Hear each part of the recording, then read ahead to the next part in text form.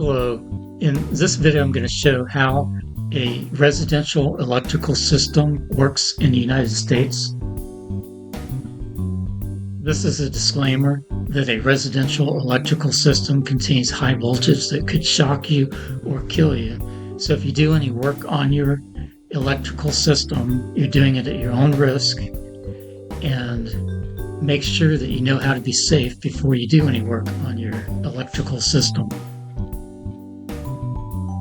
This is a schematic for a residential electrical system in the United States, or in other words, an electrical system for a house in the United States. And I'm going to go through each section of this schematic to show how it works. This transformer is owned by the power company and is usually on a power pole. This is a power pole, and it converts a high voltage on this side of the transformer to a lower voltage on this side of the transformer. In this case, it converts it to 240 volts between hot 1 and hot 2. And there's a center tap called neutral.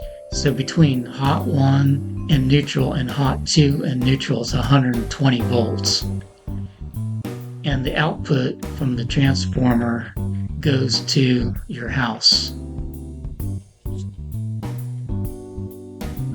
So the output of the transformer goes to your house, and then it's connected to a meter that the power company owns that's installed on your house. This meter records how much electricity you use, and then the output from the meter, which is hot 1 neutral and hot 2, goes to a panel on your house. The panel on your house is either a fuse box on an older house or a circuit breaker panel on newer houses. And in this schematic, I'm showing a simple version of a circuit breaker panel. This simple version of a circuit breaker panel only has 2 circuit breakers. The one on the left is a double pole 240 volt circuit breaker. The one on the right is a single pole 120 volt circuit breaker. And so the one on the left takes its input from hot 1 and hot 2, and the output is 240 volts. The one on the right is 120 volt, which takes its input only from hot 2 and outputs 120 volts between its output here and neutral here. And on single pole circuit breakers, this one is shown on hot 2, but it could be off of either side, hot 1 or hot 2. I'm only showing one, so I'm showing this one on hot 2, but they are not all installed on hot 2. Whereas the double pole ones are installed on both hot 1 and hot 2. Now, the ground and neutral is bonded in the main panel. This arrow points to this green jumper, which connects the ground to the neutral, and that's called ground and neutral being bonded. That means they're connected together. Now, they're only bonded or connected together on the main panel. Some houses only have one panel, in which case that would be the main panel, but some houses have a main panel and then a sub panel, or maybe even more than one sub panel. So in sub panels, the ground and neutral is not bonded.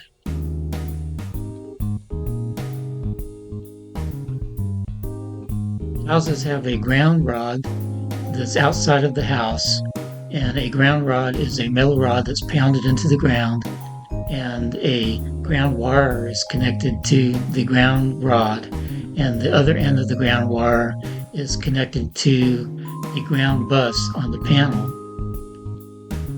The ground rod is intended for protection against lightning strikes. It's not intended for protection against ground faults.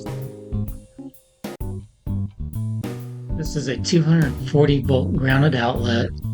It has hot 1 and hot 2 connected between the two blades.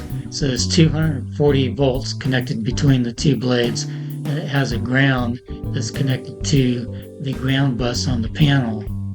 The ground is intended for ground faults, and that's the only time that the ground would carry any current is during a ground fault, and then it would trip the circuit breaker and shut power off to hot 1 and hot 2. This is a 120 volt grounded outlet. It has hot on the small blade and neutral on the large blade, so there's 120 volts between the hot and the neutral blade. It has a ground that's connected to the ground bus on the panel, and the only time the ground would carry current if there's a ground fault, at which case it would trip the circuit breaker and cut power to the hot. I'm going to summarize the entire electrical system. You have the transformer on the power pole that converts a high voltage to 240 volts. You have 3 wires coming out of the transformer, hot 1, 120 volts, neutral, hot 2, 120 volts. That connects to your house, which connects to the power meter from the power company that records how much electricity you use. The output from the power meter goes to your panel.